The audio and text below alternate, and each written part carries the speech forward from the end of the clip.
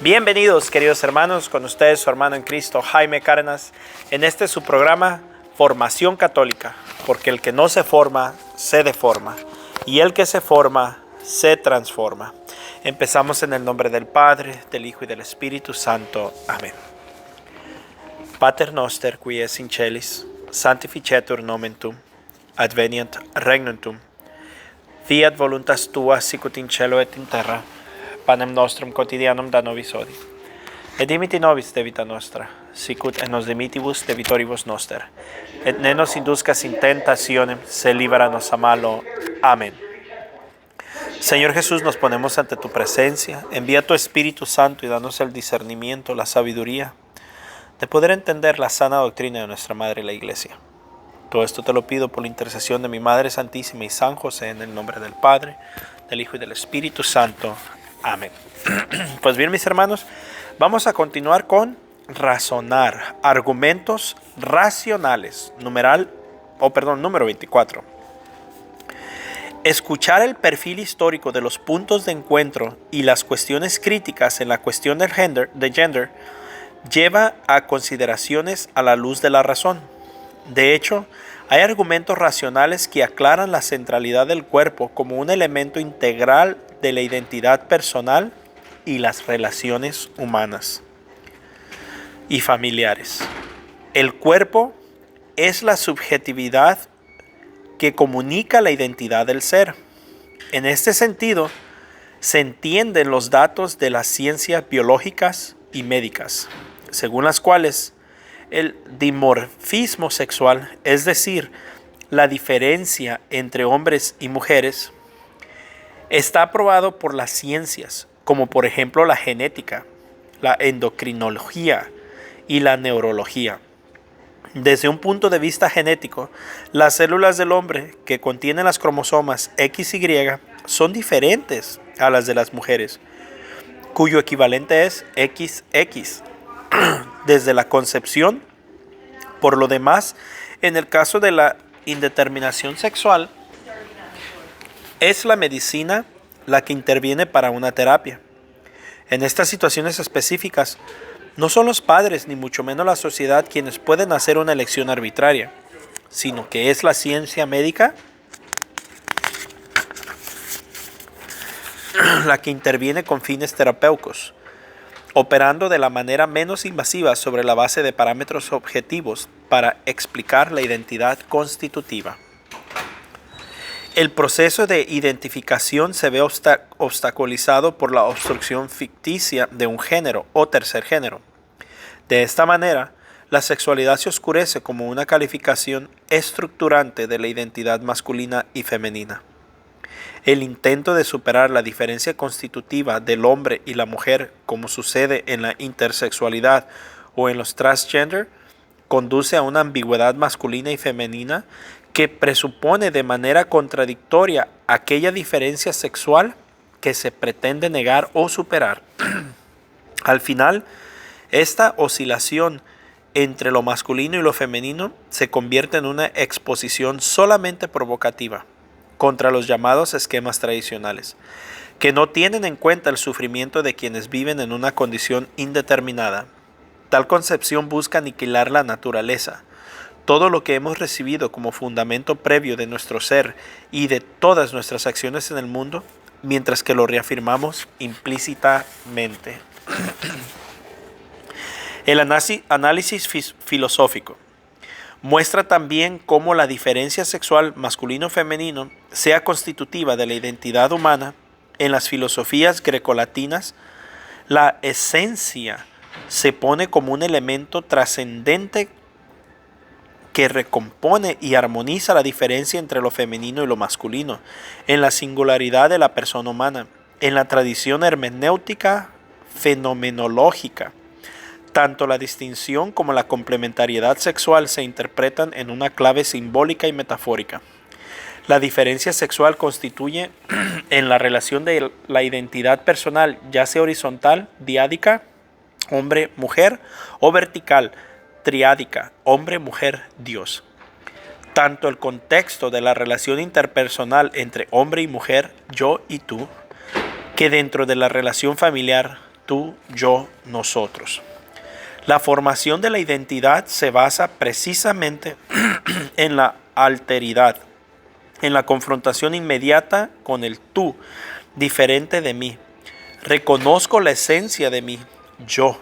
La diferencia es la condición de la cognición en general y del conocimiento de la identidad. En la familia, la corporación con la madre y el padre facilita al niño la elaboración de su propia identidad, diferencia sexual. Las teorías psicoanalíticas muestran el valor tripolar de la relación padre-hijo, afirmando que la identidad sexual emerge completamente solo en la comparación sinérgica de la diferenciación sexual.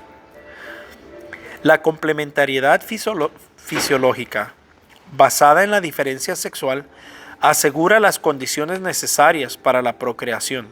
En cambio, el recurso a las tecnologías reproductivas puede consentir la generación a una persona pareja de una pareja del mismo sexo con fertilización in vitro y maternidad subrogada. Pero el uso de la tecnología no es equivalente a la concepción natural, porque implica manipulación de embriones humanos y fragmentación de la paternidad, instrumentalización y o mercantilización del cuerpo humano, así como reducción del ser humano a objeto de una tecnología científica. Por eso las parejas homosexuales que dicen, también nosotros podemos tener hijos, no, están mercantilizando a un ser humano. Por eso eso no está aprobado por la iglesia. Por lo que concierne en particular al sector escolar, es propio en la naturaleza de la educación la capacidad de construir las bases para un diálogo pacífico y permitir un encuentro fructífero entre las personas y las ideas. Además, la perspectiva de una extensión de la razón a la dimensión trascendente parece no secundaria. El diálogo entre fe y razón, si no quiere reducirse a un estéril ejercicio intelectual, debe partir de la actual situación concreta del hombre y desarrollar sobre ella una reflexión que recoja su verdad ontológico-metafísica. En esta dimensión se coloca la misión evangelizadora de la Iglesia sobre el hombre y la mujer. Proponer antropología cristiana.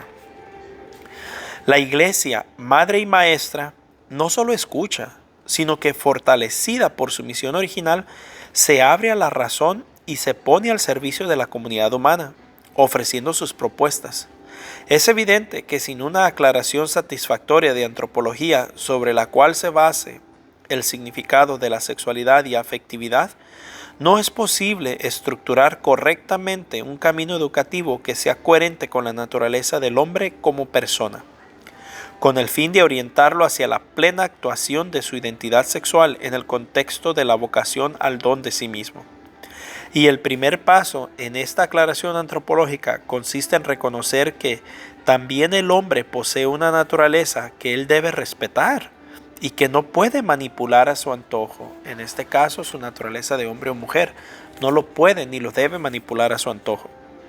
Este es el núcleo de esa ecología del hombre que se mueve desde el reconocimiento de la dignidad peculiar del ser humano y desde la necesaria relación de su vida con la ley moral escrita en su propia naturaleza. La antropología cristiana tiene sus raíces en la narración de los orígenes tal como aparece en el libro del Génesis, donde está escrito que Dios creó al hombre a su imagen, varón y mujer los creó. Génesis 1:27. En estas palabras existe el núcleo no solo de la creación, sino también de la revelación vivificante entre el hombre y la mujer, que los pone en una unión íntima con Dios. El sí mismo y el otro de sí mismo se complementan de acuerdo con sus específicas identidades y se encuentran en aquello que constituye una dinámica de reciprocidad sostenida y derivada del Creador. Las palabras bíblicas revelan el sapiente diseño del Creador que ha asignado al hombre como tarea del cuerpo, su masculinidad y feminidad, y que en la masculinidad y feminidad le ha asignado en cierto sentido como tarea su humanidad y dignidad de la persona, y también el signo transparente de la comunión interpersonal, en la que el hombre se realiza a sí mismo a través del auténtico don de sí. Por lo tanto, la naturaleza humana, para superar cualquier fisismo o naturalismo, debe entenderse a la luz de la unidad del alma y del cuerpo, en la unidad de sus inclinaciones de orden espiritual y biológico, así como de todas las demás características específicas necesarias al alcanzar su fin. En esta totalidad unificada se integran la dimensión vertical de la comunión con Dios y la dimensión horizontal de la comunión interpersonal, a la que son llamados el hombre y la mujer. La identidad personal madura auténticamente en el momento en que está abierta a los demás, precisamente porque en la configuración del propio modo de ser, femenino o masculino, no concluyen solo factores biológicos o genéticos, sino múltiples elementos que tienen que ver con el temperamento, la historia familiar, la cultura, las exigencias vividas, la formación recibida, las influencias de amigos, familiares y personas admiradas, y otras circunstancias concretas que exigen un esfuerzo de adaptación.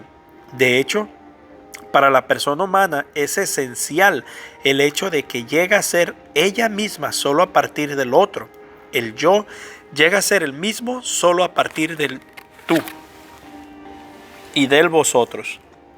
Está creado para el diálogo, para la comunión sincrónica y diacrónica, y solo el encuentro con el tú y con el nosotros abre el yo a sí mismo. Es necesario reiterar la raíz metafísica de la diferencia sexual.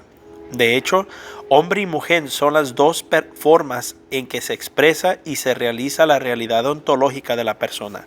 Hombre y mujer, no hay más.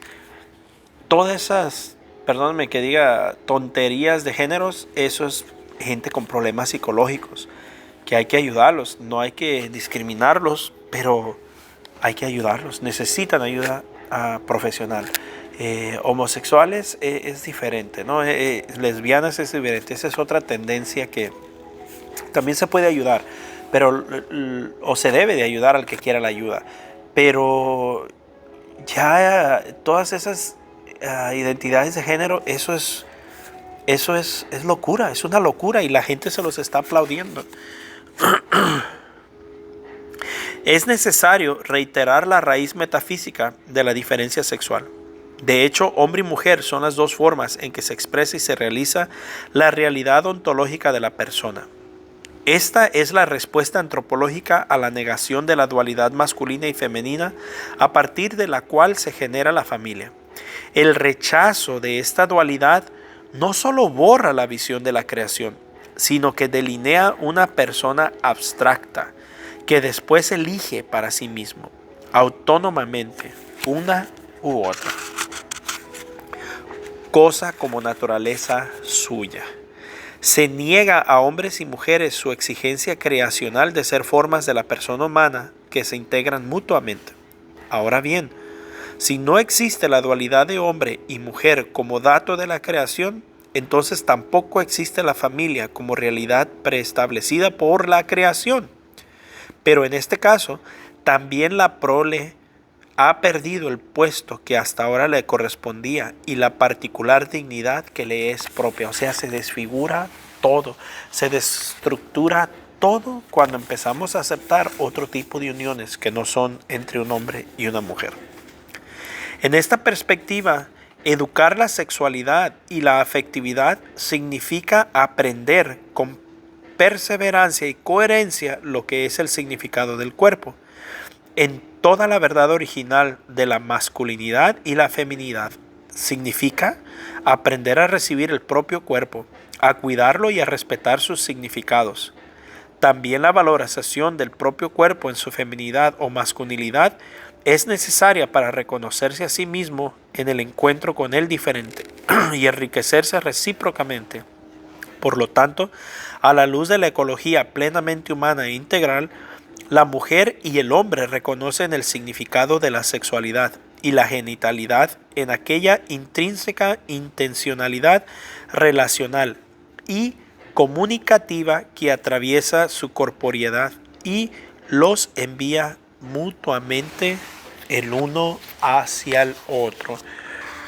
En otras palabras, mis hermanos, una unión entre un hombre y una mujer bajo el matrimonio es una gracia, una bendición. Fuera del matrimonio es un pecado mortal. Y entre dos hombres o dos mujeres es una abominación.